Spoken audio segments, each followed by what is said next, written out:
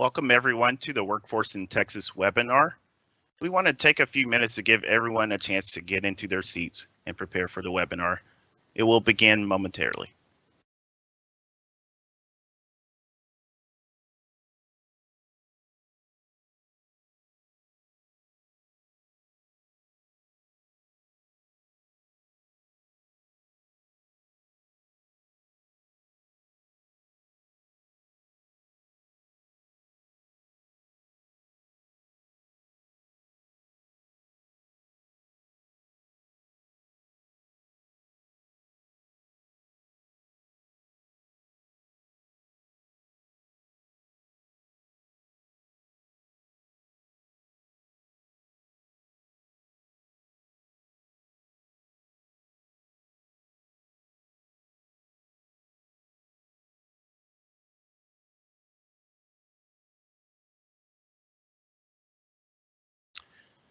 While we're waiting, if we could go to the next slide, I would like to let our deaf and hard of hearing know that we do have captioning service available. The link provided here will be put into the chat so that you can copy and paste it and receive this service. Additionally, we'll be providing transcripts after the event. The transcripts will be available through our website, and everyone will receive a copy of these slides, which contain all of the links on the slides.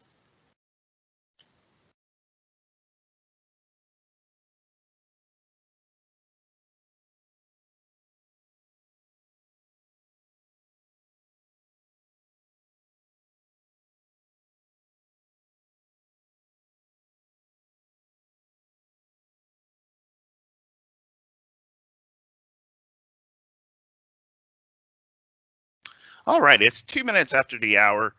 To be respectful with everyone's time, we'll go ahead and get this thing kicked off. Let's go to the next slide. To begin, we have a couple of interactive questions. This first question, there will be 2 statements posted into the chat. And the chat, you can find it, there are 2 bubbles in the top right side of your screen. Click that bubbles, and inside of there will be these 2 statements, like the question that is most applicable to you and your situation. The first statement is, I am a business owner facing challenges regarding retention and/or hiring. Like that question, or like, I am a business owner with a full staff. So which one of these statements apply to you? Like the one, so we can get a better feel of our audience.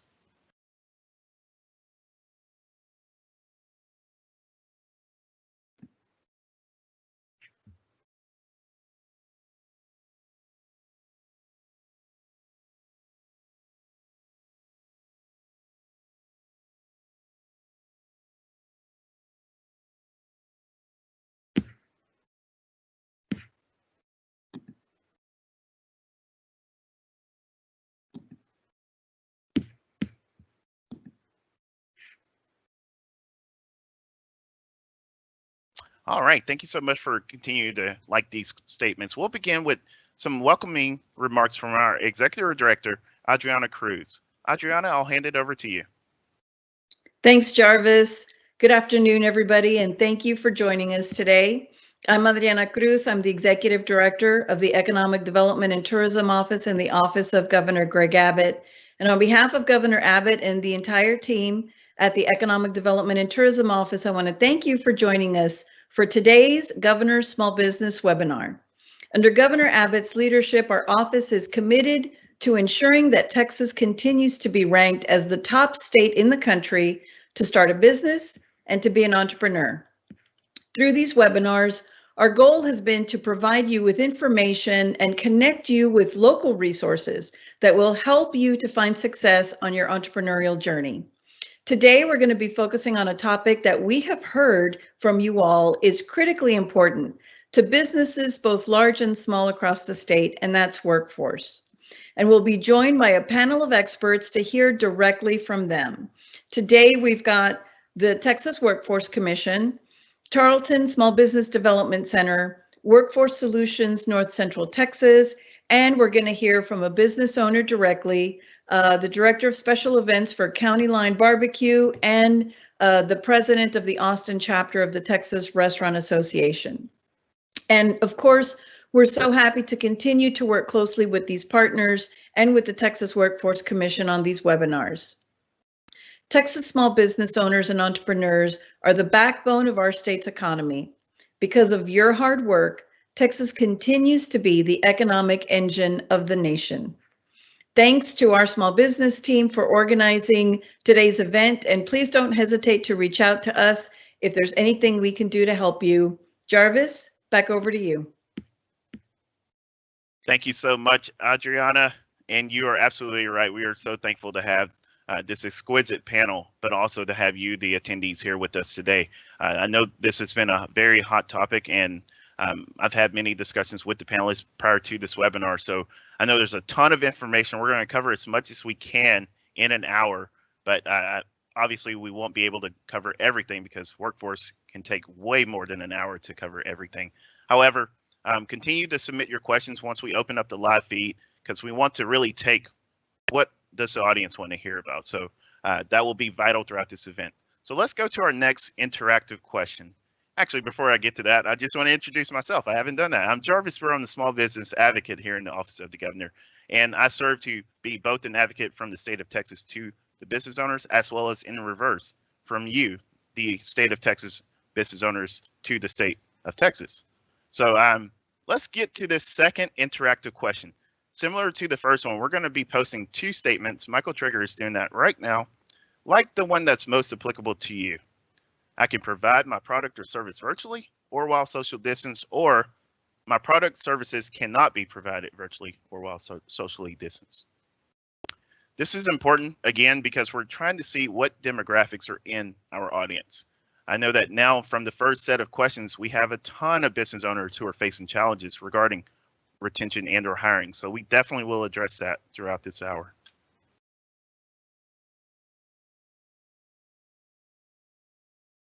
Let's go forward to our next slide. I'd like to introduce our panelists for today. We have Elsa Ramos, who is a legal counsel for the commissioner representing employers at the office, or excuse me, at the Texas Workforce Commission. Elsa, good morning. How are you doing today? I think you mean afternoon, Jarvis. Good afternoon. But well, I don't know. They could be listening to us somewhere, yeah, in California. They have employees here too. But anyway, good afternoon, everybody. Thank you, Jarvis, for inviting me. Yes, my name is Elsa Ramos. I am one of the staff attorneys for Commissioner Demerson, who's the commissioner who represents employers at the Texas Workforce Commission. And just for those of you who don't know, there are three commissioners at the Workforce Commission. One represents the public, one represents labor, and my commissioner, Commissioner Demerson, represents employers. And I am one of four attorneys, and our job here is to help advocate for employers on the higher level appeals that come before the commission at the Texas Workforce Commission. As part of our outreach, we also take a lot of time to help educate employers and provide guidance on helping employers manage their employees while still staying in compliance with the applicable state and federal laws. So thank you, Jarvis. Absolutely. Thank you for the correction of the time of day. 2020/2021 has thrown us all off, and obviously 1 p.m. is not in the morning. So thank you for that. Brandy, how are you doing this afternoon? I'm good, thank you. How are you? Wonderful. Tell us a little bit about yourself. Certainly. Good afternoon. My name is Brandy Harrison Trotter, and I am the Business Development Supervisor for Workforce Solutions for North Central Texas. We are one of 28 workforce boards that are across the state, and our board specifically oversees the employers and career seeker services in the 14 counties that surround Dallas and Tarrant. So we have a very extensive territory. My role here at the board is to supervise our business development liaison team, who works out in the community with employers to connect them to our various workforce services and also solicit their participation in our workforce initiatives. Thanks for having me. Thank you for joining us, Brandy. Bill, how are you doing up in North Texas? You may be muted. About that. Many times as I try to remember that, I forget it almost every time. Thanks for having me. It's great. We're beginning the semester down here at Tarleton, and things are lively amidst even though COVID seems to be having a rampage yet again with us, we're making the most of it, and the semester's kicked off, and things are going well. Well, thank you, sir. We're glad to have you.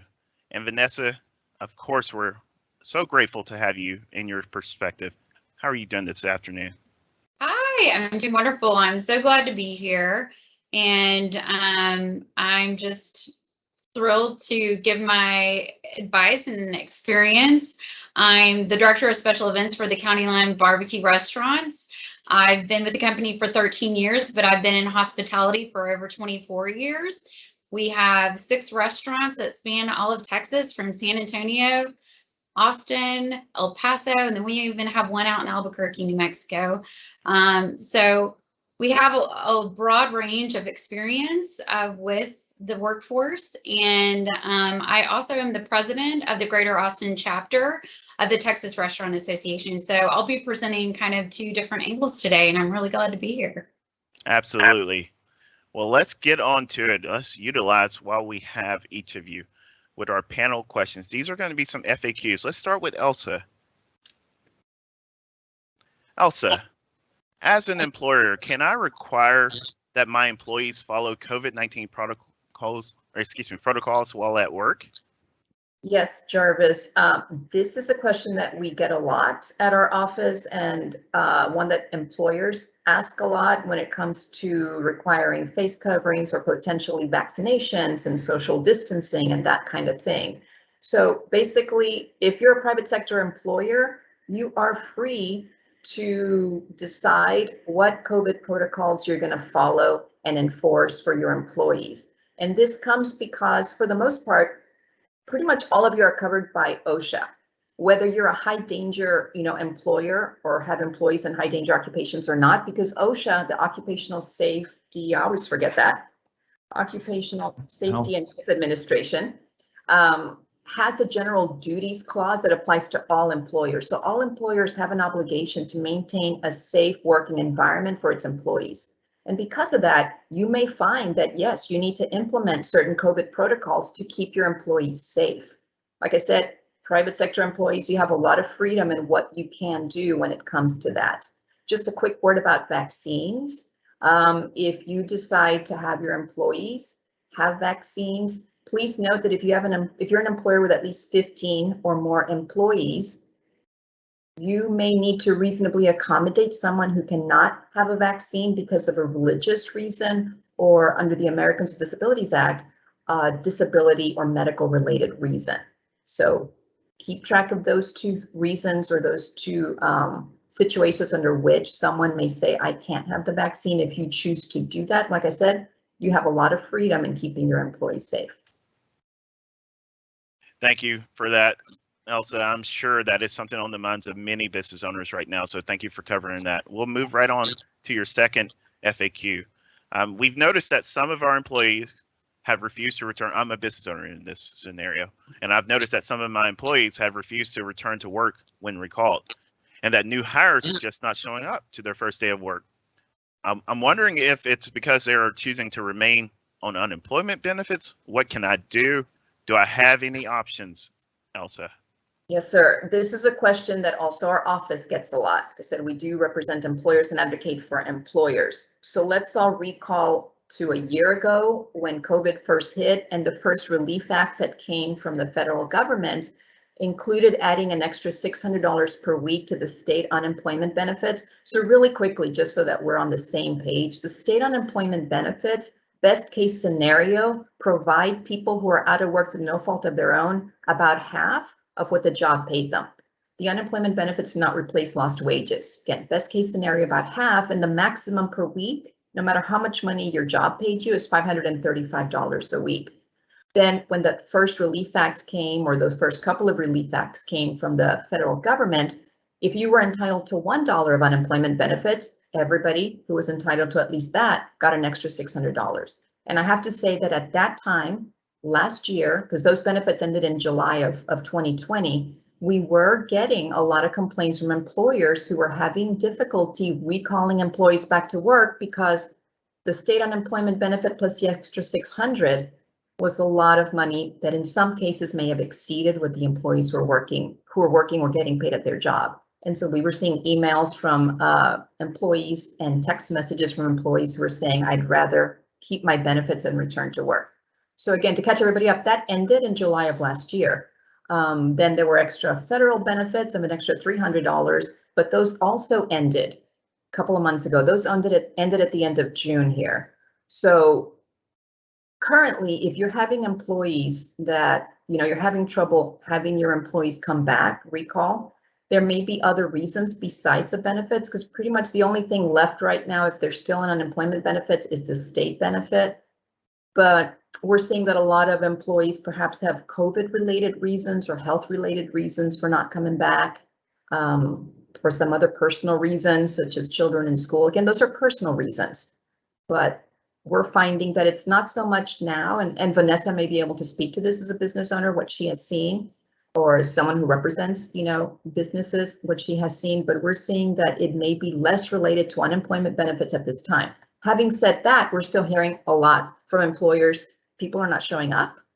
When we're hearing this a lot, I'm spending a lot of my resources hiring new people or reaching out or interviewing them, and they're not showing up for interviews, or they're not showing up to their first day of work. What can we do? If someone's on unemployment benefits and they refuse to return to work for an offer of suitable work, they could end up losing those benefits. But we can only take action on that if we find out about it. Employers, you have a portal. You have a way to report that to us, and I'm going to tell you where it is. So report people who aren't showing up to their first day or who are not returning if recalled, unless they give you some satisfactory explanation. Report them to us. You go to our Texas workforce website, twc.texas.gov, and you're going to see a red banner across the top of the website, and you're going to see the word employers. You click on that. It's going to take you to a submenu, and the third item on the submenu is a work refusal portal. So let us know so we can investigate and make sure that benefits are getting paid out according to the law. Thanks, Jarvis. Absolutely. That was a ton of very useful information. So I just got to go to the first thing you mentioned as far as the unemployment itself. So what you have said is the COVID-related unemployment has ceased. Correct me if I'm wrong. And any unemployment at this time is the standard unemployment from the state, which had existed long before COVID. So it's not related to COVID. However, someone could have COVID issues that is preventing them. Yeah, someone could be at high risk for COVID, for example, and the doctor says you can't return to work unless there are certain protocols in place, for example, those kinds of things. But yeah, the federal dollars, the extra COVID, the additional money on top of the state benefits, Texas ended that in June of this year. And so that is no longer paid out. Thank you so much, Elsa. And I'm sure we're going to revisit this item about unemployment. And I'm sure later on in the event, Vanessa, potentially Bill, and or Brandy will also have other things to add to this as well. So stay tuned. This is not all we're saying about unemployment.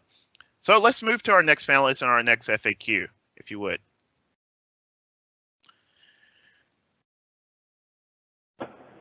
All right. So I believe these next questions are for Brandy.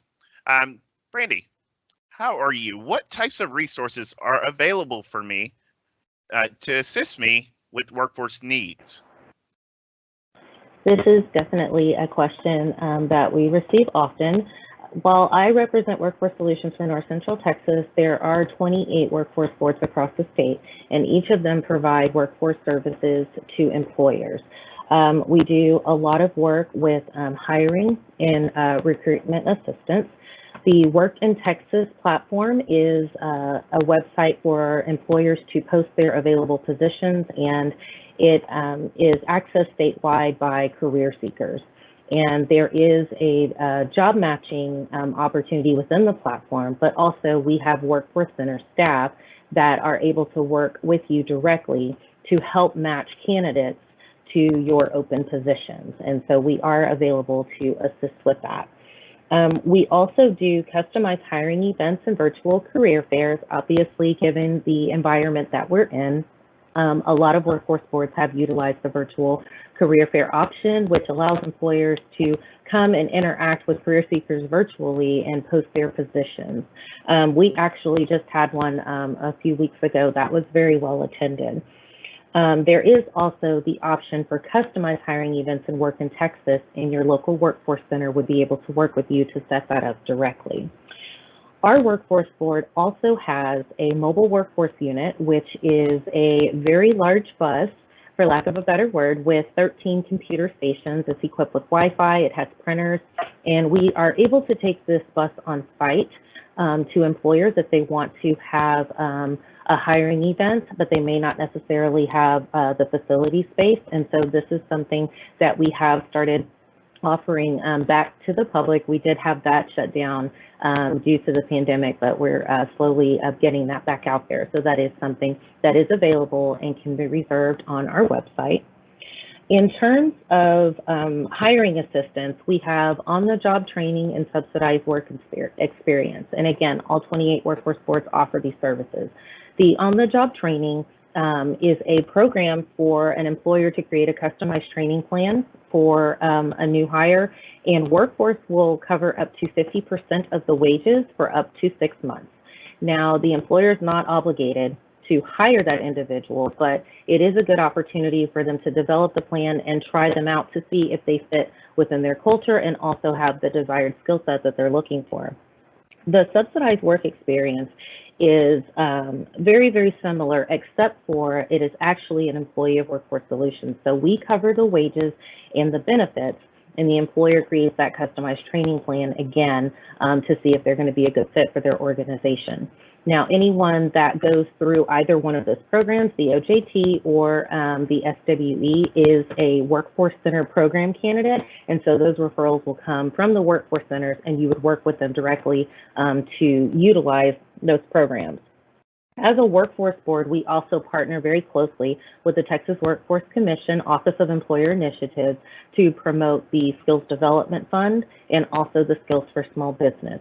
Both of those are training opportunities that are available to employers. Skills Development Fund is customized, and the Skills for Small Business is a little bit more streamlined in that it is developed specifically for employers with less than 100 employees to get funds for training their employees, and you can utilize any of the courses in the college catalogs that are available in your area. So that one is a little bit more streamlined. But of course, I'll be happy to answer any questions as they come up. I don't want to go too much into detail, but there are lots of workforce services available to employers.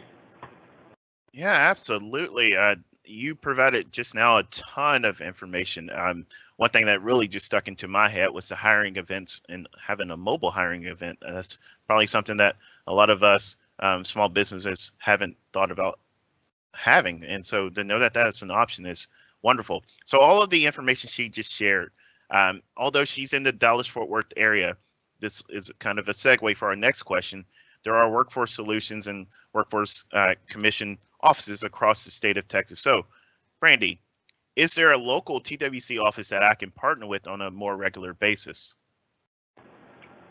There is. As you just mentioned, there are workforce centers available across the state. Specifically within our 14-county region, we have 12 workforce centers, one of which we actually share with one of our sister boards, Workforce Solutions for Tarrant County.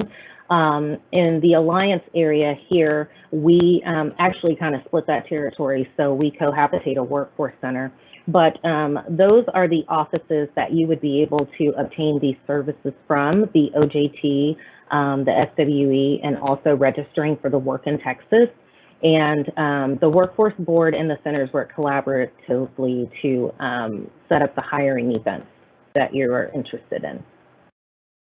Thank you again. And we do have a link at the end of this presentation, which has where you can find your local Workforce Solutions Center. Again, that link, I believe, Michael Trigger, you have that. Can you post that in the chat for us so that our attendees know where they can go and find their local Workforce Commission? So let's move forward. I'd like to say now, Fauji, our live Q&A is now open. this is a time where we can hear from you, the attendees. We want to hear what is on your mind. We do have a few more FAQs from our panelists, but now you can continue to submit or begin to submit your questions so that our panel can answer directly what you want to hear. Move for us, Fauji. Additionally, with those questions, as you're submitting those questions, please pay attention because you know, maybe someone has submitted a question that you want to hear about. Like that question. That's how we will prioritize what questions will be asked and answered. So also try not to duplicate. If there is a great question, wow, like that question, then we will be sure to answer that to our panel. All right, so these next questions are coming to, I believe these are for you, Bill. Yes. What can businesses do to innovate and become more flexible in today's working environment? Good question, Jarvis. Thank you so much. At the SBDC, our whole entire mission and our life's blood is small business, helping them open those businesses and improve them once they are open. And I think as a former small business owner myself, I think right now is one of the more challenging times I've ever seen with hiring and retention of employees. And it seems that you know, the workforce and our whole culture and purchasing practices have certainly changed because of COVID. And I think that, you know, business as usual is difficult for us to continue forward with as business owners. So, you know, we have to find ways to innovate, become flexible so that we can accommodate the obvious shrinking workforce we have. We have aging population. We have self-removal of individuals from the workforce, meaning they left the workforce voluntarily to stay home. And I think, you know, that combined with COVID has certainly put even a tighter squeeze on small business owners. And I think back to Delicatessens, who had table service, and then they've now changed to counter service to counteract the idea that they just simply do not have enough staff to wait the tables, if you will, or offering discounts for ordering online, or retail shops having kiosks at their in their shop to help people pick out clothes and indeed buy clothes. They can be done 24/7. That way, you know, we don't actually have to be open. I think the melding, if you will, of the online environment with the physical environment is something that's a must. And I think that the innovation of technology is certainly can be used to the benefit of the small business owner as long as they will embrace it. And I know it's difficult and it is a stretch, and many of those that have been in business for many years who are accustomed to doing things a certain way find it really difficult to use a fancy word, pivot. And I think of a local shop that I have here that's a client. It's a Western wear store, and the woman, you know, lamented the idea of having to sell on her stuff on Facebook, but she embraced it, and indeed she's doing fabulously because she was able to be flexible and she was willing to innovate. So kudos to those people. Yeah, so innovation and flexibility are things that are important to a business at any time, but I guess there's no more important time than right now, where innovation and flexibility is key. You know, buyer behavior has been completely turned on its ear, and I think that in many ways it is going to be permanently changed, because, you know, like right now we're on a Zoom instead of being in person, and it's just, you know, these things I think that we're going to have to embrace and understand that it's a new way of life. You're absolutely right. Well, Bill, next question. How have hiring practices changed given today's working environment? Well, Jarvis, the one thing I see with all of the clients I have, particularly with the startups, is that the aging population, for instance, can be used to an advantage. You know, those that are entering the senior years and the latter years of their careers have a wealth of knowledge, and they still want to work and be useful. They just may not want to work full time. So finding those individuals and making two people where one used to be is one way that I can think of a couple clients that worked really, really, really well for.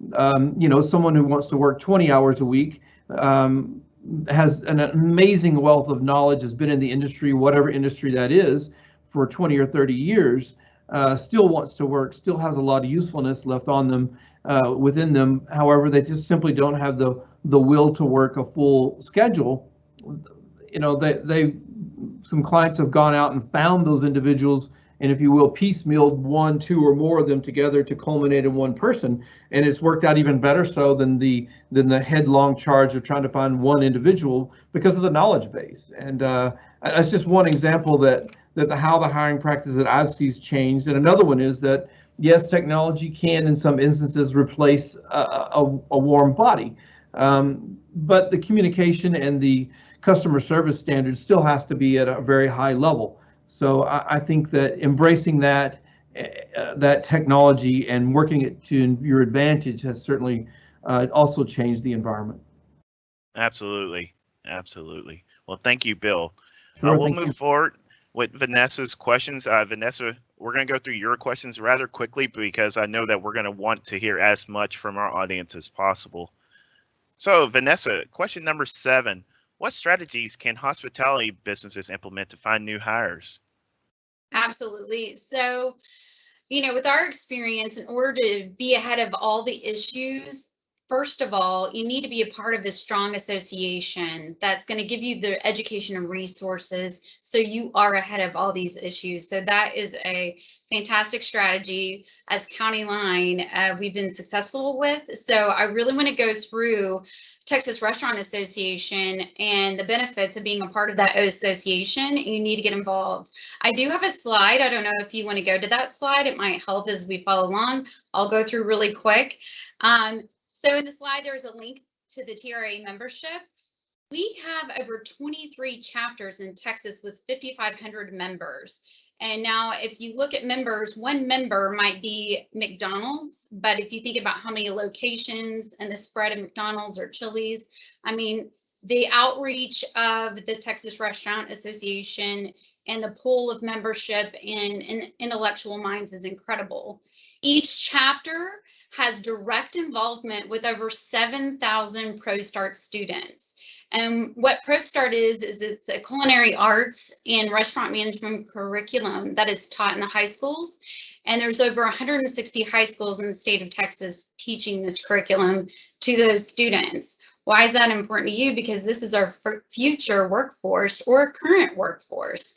And so being a part of the association gives you direct access to these kids. For example, I'll be speaking at Hutto High School soon about special events in the hospitality industry. And so, you know, I'm going to be recruiting as well. But I just think that's super important.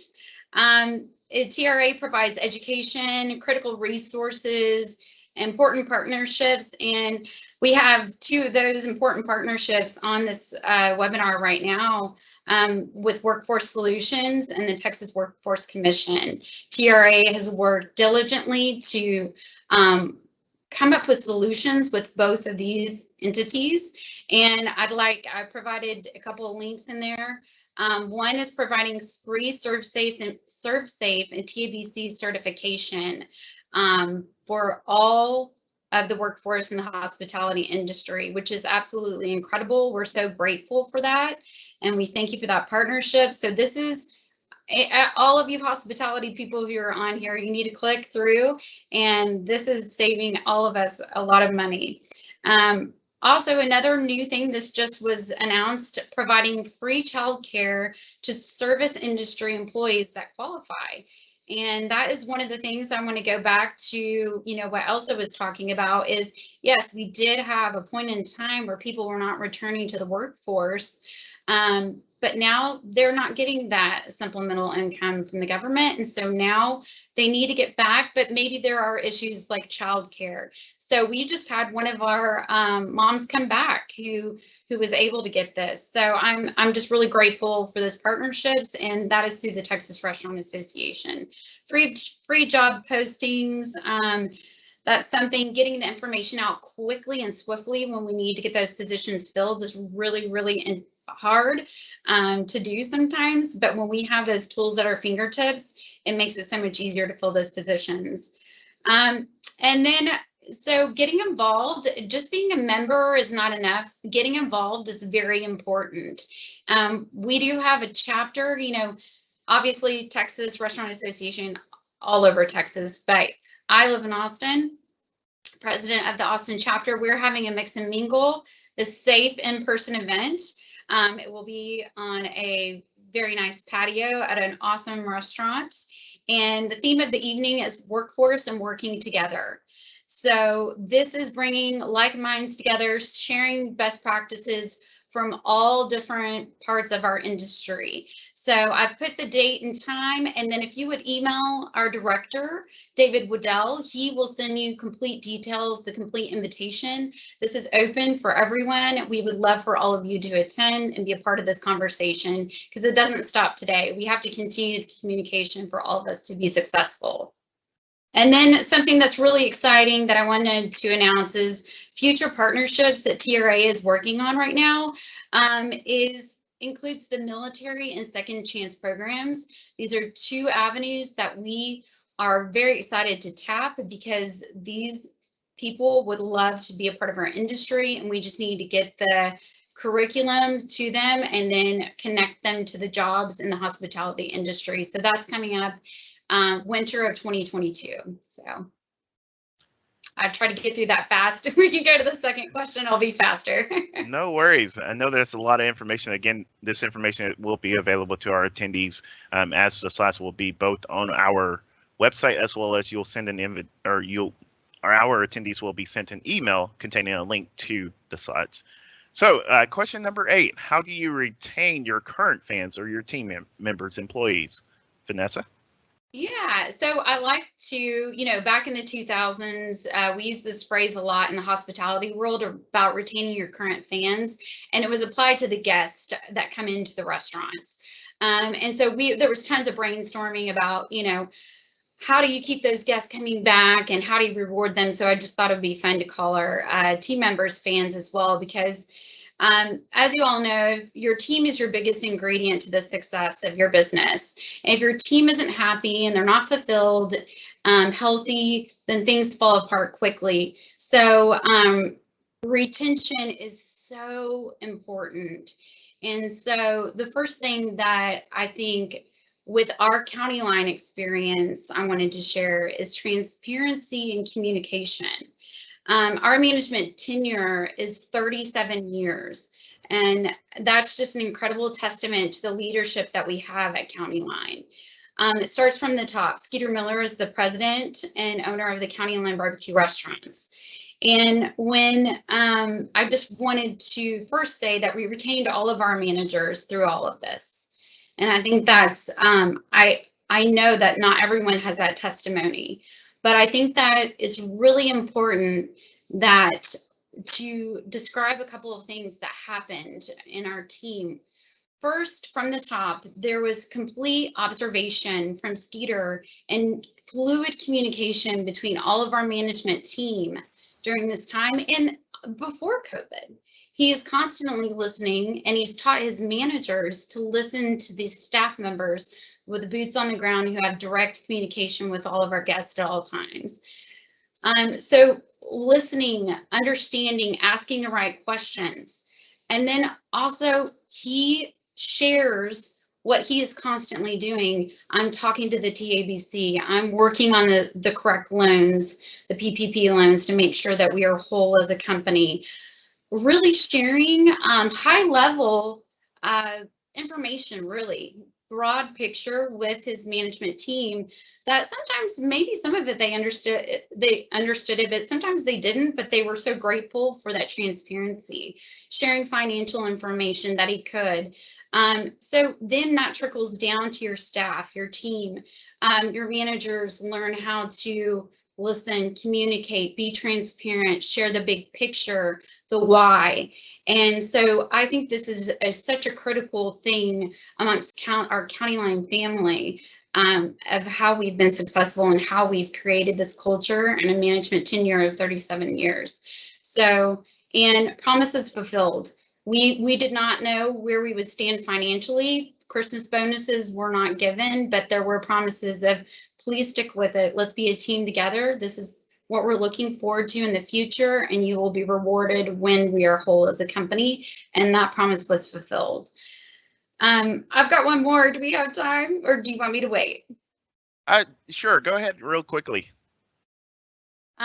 So also just with that value and communication, one of the things we did was open up to our team and asked, hey guys, what would be great? What would be a reward? And I'm talking, this went from managers to our servers, bartenders, bussers.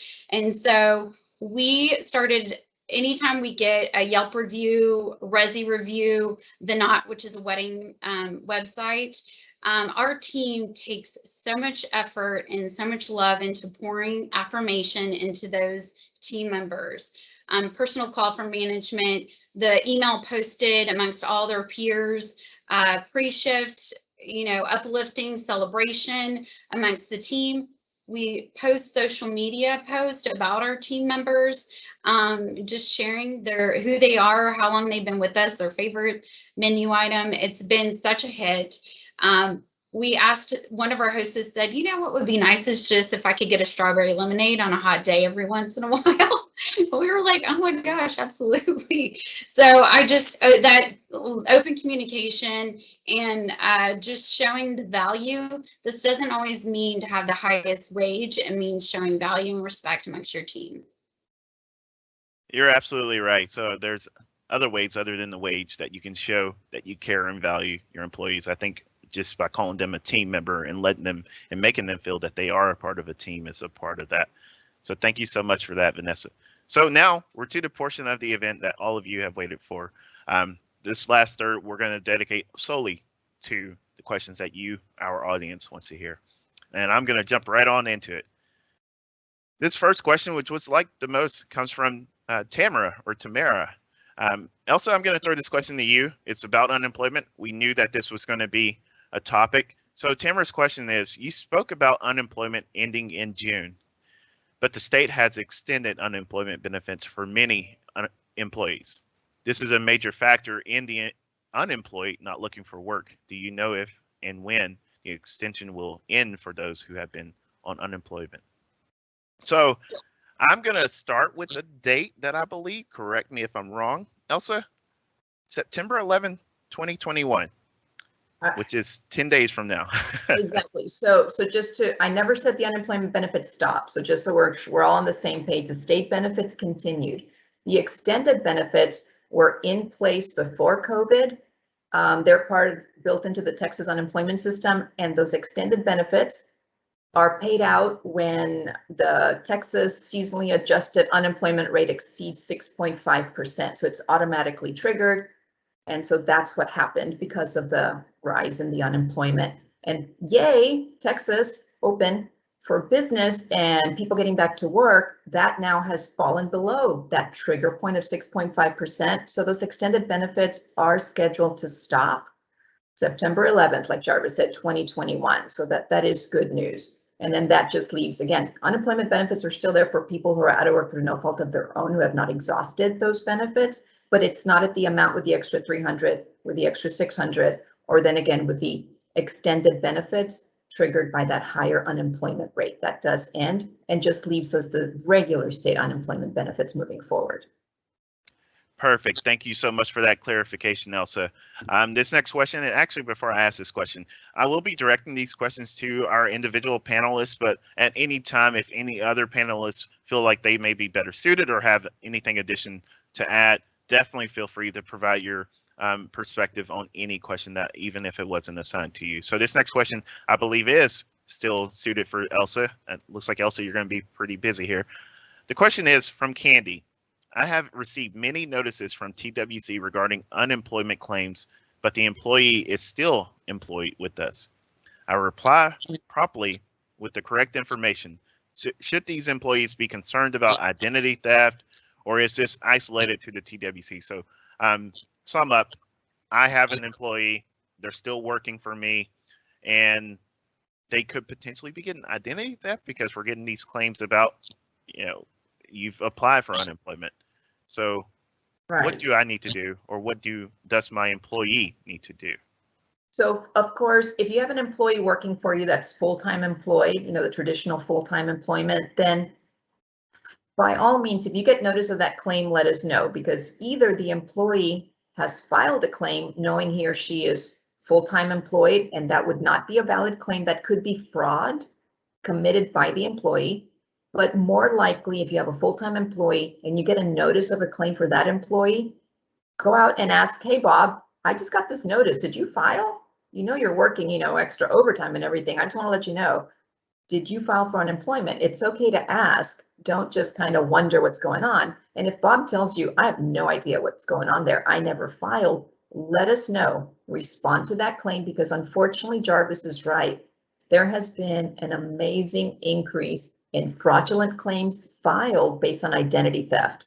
So your employee may not be aware that somebody has filed a claim using his or her name and social security number, because those third-party fraudsters, the people violating the law, filing claims on behalf of, you know, innocent victims, they can divert and change, you know, they can divert where payments are made, and they can change addresses and information for the claimant, you know, claimant in air quotes. But what they can't do is change the wage records. So if you're the last employer or you reported wages, you'll be the first one to get notice under our system of that claim. And if Bob's still working for you, never been unemployed, didn't file a claim, respond quickly, because that's one of the best and fastest ways that we can find out that that's a fraudulent claim. So yes, let us know it's fraudulent, and then let Bob know, hey, Bob, I reported it. You need to report it too, because that two-prong approach, reported by the employer and by the claimant, alerts us the fastest to lock that claim down and make sure no benefits get paid out. If it really is identity theft, we'll investigate that. Yeah, thank you for that, Elsa. And judging from the amount of likes that comment received, this is probably an issue that many of our audience members and just Texans in general are having. So is there a site, a number? I know that we'll have the hotline number available. Yes. Yes, thank you. So again, the employer should report it by saying, still working for us, this is fraudulent, and they can send the form back via fax or mail, or they can call us or do it online, and the employees can do it. There is a fraud portal.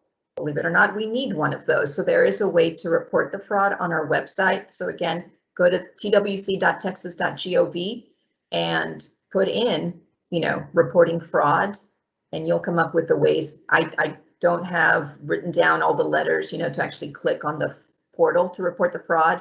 But, and if not, just contact us at our email. And I believe, Jarvis, we have it at the last slide, the email to our office, and we will send it to the unit that investigates the fraud. If that's easier for you, report it straight to our office. Correct. We do have that information at the end of these slides, which will be visible here shortly. Michael Drager may actually post it in the chat in case someone wants to jot it down now. So thank you for that, Elsa. I'm going to jump around a little bit. We got a question here, and I'm going to kind of relay it to Vanessa. However, I feel that this is something that each of our panelists probably can provide some insight on. The question came in anonymously. What 2 or 3 industries need the most help and cannot find qualified employees? And Vanessa, before I throw that to you, the reason why I'm addressing it to you, obviously you're in the hospitality service industry. I think that is the industry that is the most visible to all of us. We drive around or we go into storefronts and we see the now hiring signs, or we see the shortage of staff in hospitality. And so that may be something that is the most visible. However, maybe Bill or Brandy, who have worked with individual businesses, will have a difference of opinion or addition to say about other industries that are also filling this. So Vanessa, can you tell me about your industry? How is this affecting finding qualified employees? So absolutely, it is. We've seen a big shift. You know, once the restaurants were closed last year, you know, our people, their experience, they couldn't go home and work. They can telework, so they had to go find a new job, and so we saw a shift. So yeah, we have fresh people who have not been in our industry at all, who are applying, and we're giving them an opportunity, and we're saying welcome. But it does take a lot more training. So definitely our industry qualifications have changed a lot in our industry. Another one I would say is the special events industry. I would say because live events, whether you like them or you don't like them, or you know, the mandates that have been, you know, pressured on them, they're not able to keep their qualified staff. on their teams consistently. So it's just this roller coaster ride. So I would say that they're suffering because their team members have found new careers. And so now that it's opening back up and things are changing, they're going back to their normal group of people saying, please come back, we're ready. We're having these hybrid events, safe events, everything, and they don't have anyone qualified to get back on. So the events industry is suffering as well. You're absolutely right. I mean, I'm not in the events industry, but obviously we're having an event now, and Bill hit it on the head earlier by mentioning we're virtual at this moment. We would normally like to provide these resources and information in person, but the world we're living in now. Brandy, Bill, do you? Jarvis, sorry, I'm not interrupt you about that. Yes. I would just say to that caller, the questionnaire person, that the answer that I see is every industry. If you're in supply chain management, you have container ships stuck off the coast of Los Angeles. At one point in time, there were 32 container ships that were moored out in the bay waiting to be unloaded. They couldn't get unloaded. There was no staff to help unload them. And that just daisy chains its way to your retail stores, to your restaurants, and to every other faction there is. At one point I had a client who makes horse trailers, and they had to completely stop down because they couldn't get hinges. There was nobody in the hinge factory to make hinges. There wasn't material, so they had to lay their people off, or because of COVID, they were unable to staff their facility. And so I would say that I think Vanessa is exactly right, that I would think that those that are, I would call, hand-to-hand combat, if you will, in terms of retail, especially venues, bars, restaurants, and the like, they firsthand feel it. In addition to that, manufacturing outfits are also hit hard. Material shortages have definitely undermined the ability for them to produce product, not only in a timely manner, but at all. And a shrinking workforce that we experienced has put lots and lots of pressure on accounts payables, on actually factory floor workers. So I would say to you that this is a universal problem. You're absolutely right. In our office, we receive inquiries from pretty much every industry, and that's exactly why we're having this webinar, is to basically say we're all feeling the impact of this, whether you want to call it a shortage or just workforce challenge. So I don't think there is not just a singular industry or sector. We're all feeling it in some manner. Brandy, did you have anything additional you wanted to add to this?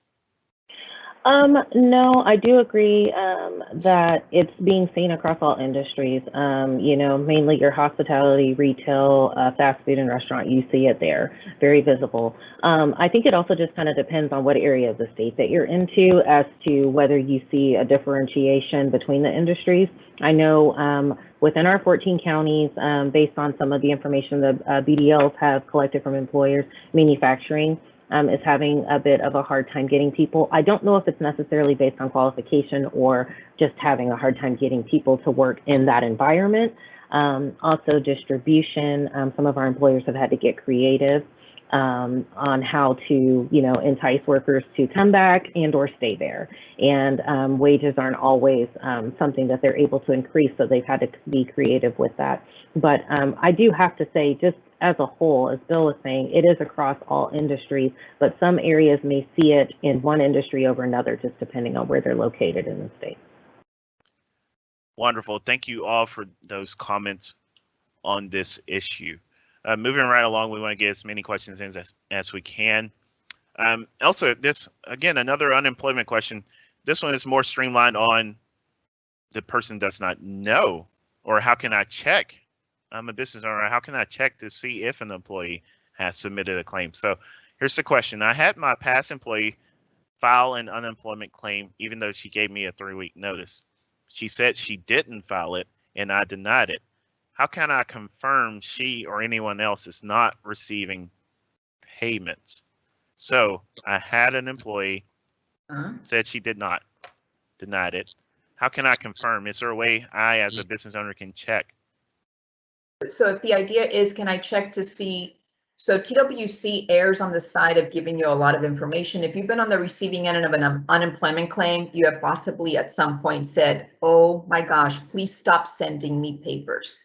because we send you notice of the claim. Once a decision is made, we send you a determination. If there's an appeal, we send you a lot of information. Nobody's hiding the ball at TWC. We give you kind of what we have. So just right off the bat, the person may have given you 3 weeks notice. The fact that they quit doesn't mean they can't get benefits. So right off there, just making sure we're on the same page. Someone can quit and still get benefits depending on the circumstances. You will know, or you should know, that somebody filed a claim if you receive the notice. Unless the person's working and diverting your mail during this time, you will know.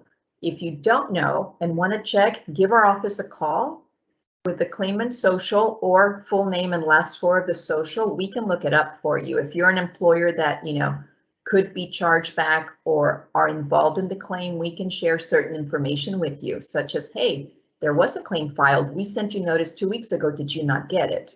So we can give you that information. As far as confirming that it was filed by the individual, like I said, because of the multiple, however, exponential increase in identity theft, we can't always confirm that it was your actual employee who may have filed it if it was a case of identity theft.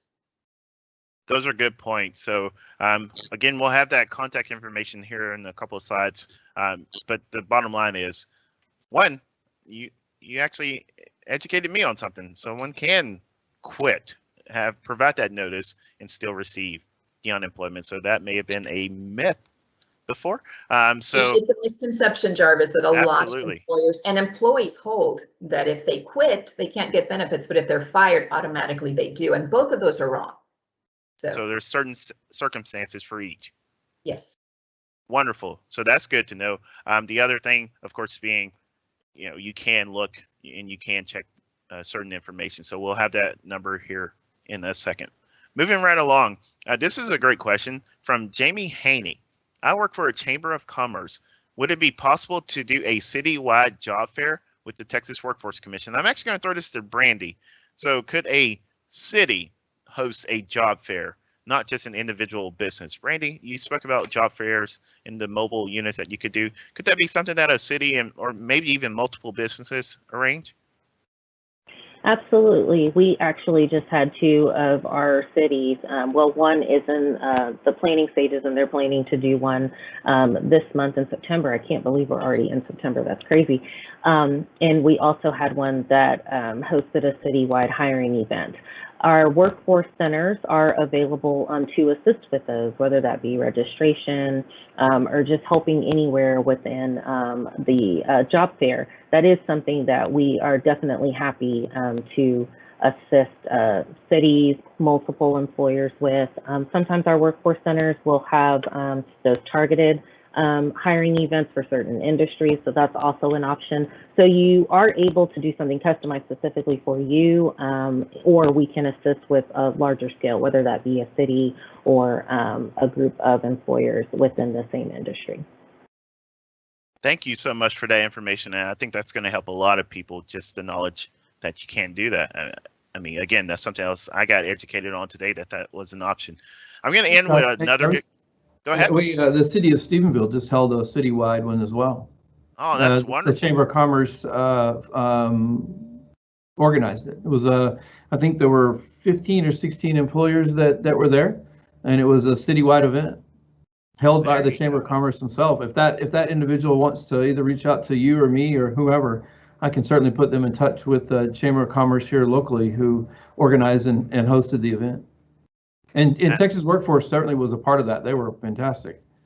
And for those people who aren't familiar with Texas Workforce Solutions, the two programs that Brandy mentioned earlier, phenomenal programs in which it helps small business owners defray costs of hiring, defray costs of labor in general. It is well worth your time to get involved with it. And I learned today from Vanessa about the Texas Restaurant Association. That's an amazing thing and idea to do.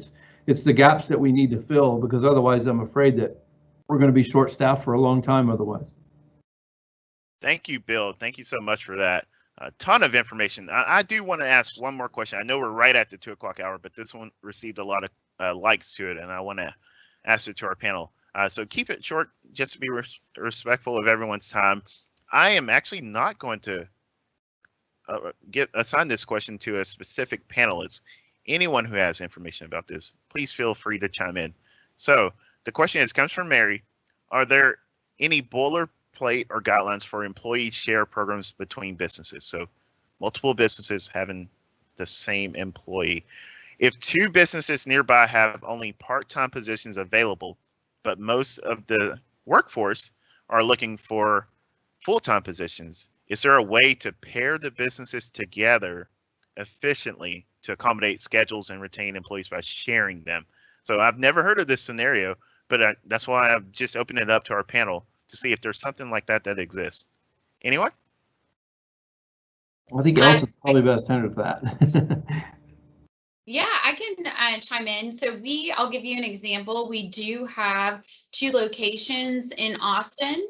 So if you're sharing amongst your umbrella, your same company, you want to make sure that the employee has 2 separate payrolls and that overtime is calculated. So they can't work 35 hours over here and 35 hours over here, total of 70 hours in 1 week and not get their overtime. Okay, so just make sure that you're doing your payroll correctly. Okay, so but sharing with another entity is fantastic. And I just had a conversation with one of the partners of Crave Catering, and she said that she's already talking to Hilton Hotel in Georgetown and Austin to be creative with their employees, because she has weddings on the weekend and they're dying for employees on weekdays. So they are really collaborating and working together. I think you have to listen to the needs of your employees. You know, what are they wanting?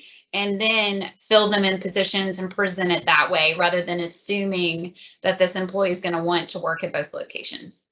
But that's just from my experience.